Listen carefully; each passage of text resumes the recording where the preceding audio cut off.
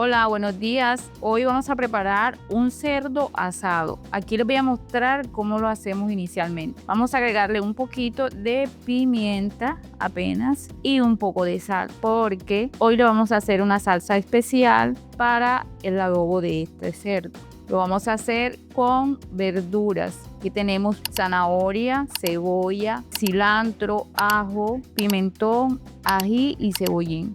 Con esto vamos a hacer la salsa. Bueno, aquí todas estas verduras las vamos a echar en la licuadora y les vamos a agregar un poquito de Coca-Cola. Con esto vamos a licuar esta salsa.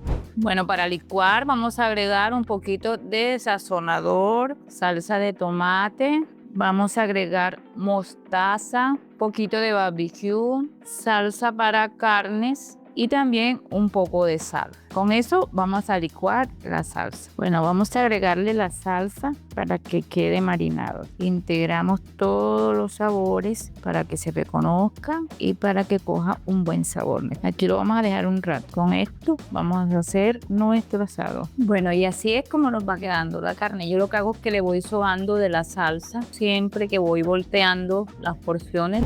Y este es el resultado final.